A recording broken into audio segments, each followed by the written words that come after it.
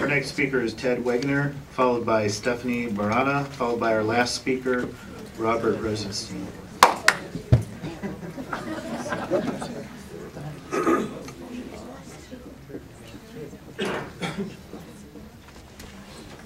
Good evening. I just have a couple of observations. I do believe in freedom of religion, and I do believe in the Constitution. I think most of the people in this room do. However, there's certain things that I think would be inappropriate. For example, I think it would be, even though they might have a right to do it, I think it would be wholly inappropriate for a Shinto shrine to be erected right across from the Pearl Harbor Memorial. I think it would be offensive. I think it's also, I know I asked the Imam when he was over at the Menifee synagogue, I asked him how he felt about the proposed mosque by Ground Zero.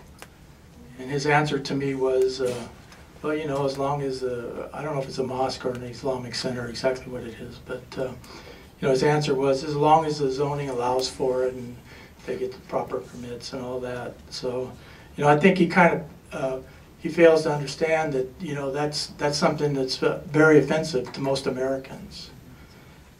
Because a lot of Americans were killed, and like it or not, they were killed by radical Islamic extremists. So, and you know what, in fairness to the Imam, he has spoken out, and he has condemned Al-Qaeda, and I commend him for that.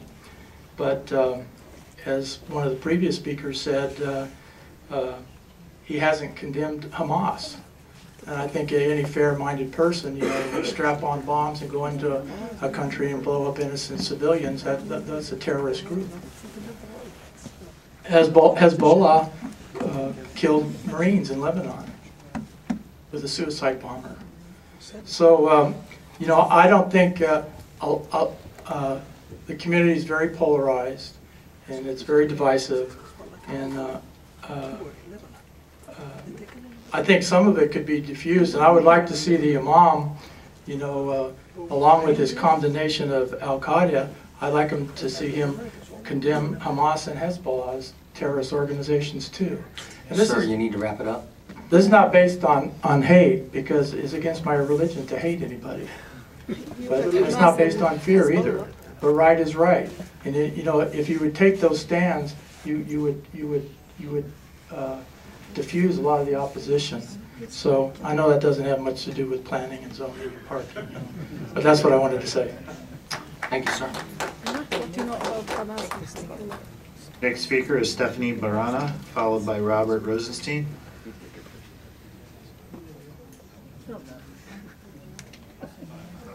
Stephanie Barana. Next speaker. Robert Rosenstein. Is that our last speaker? Yes, it is.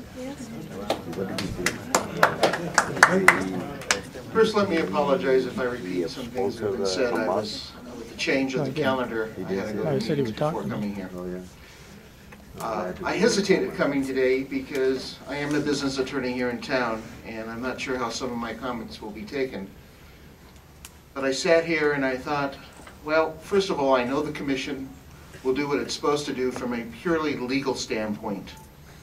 This is not to do with any of the hatred, support, or any of the issues that are going on that have been said that I've listened to here, some of it wrong. It's based upon the law. I'm sitting here, and as I was listening, I thought of Stokely, Illinois. I thought about the fact that the KKK wanted to march there, and it was a Jewish community, but the law is the law. And that's how I know the commission will react and vote. But the reason I decided to come forth is being a Jew. In fact, I'm the one that moderated the appearance at the synagogue in Menifee.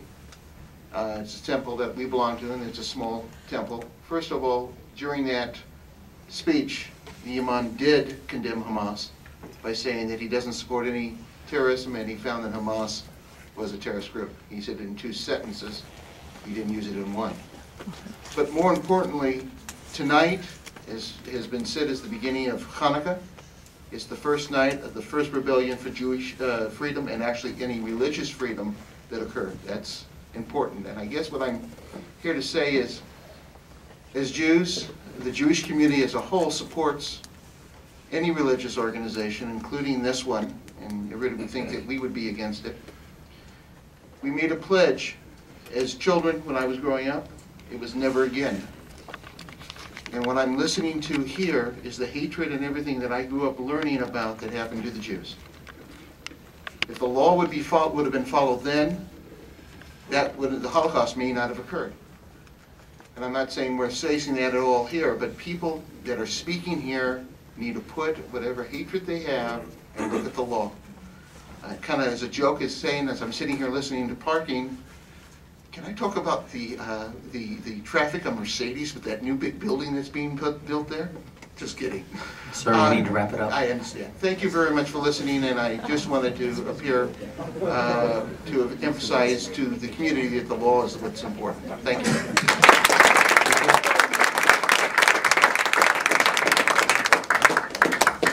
Mr. Fisk, no more speakers, correct? That is correct. Okay. With that, we can close public hearing. Do we want to take a break? Do you want to? Let's. Yeah. Let's. How about we'll reconvene at 11 o'clock.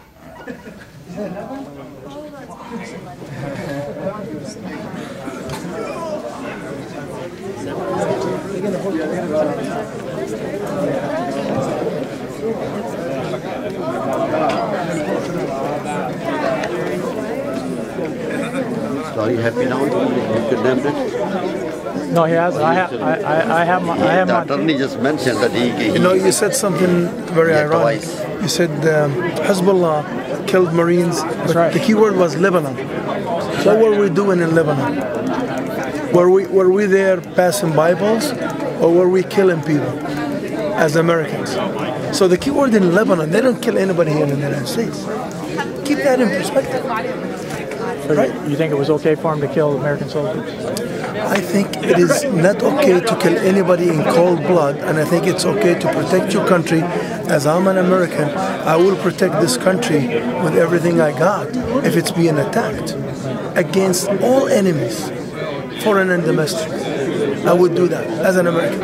And I've been here for 30 years accepting that and living that.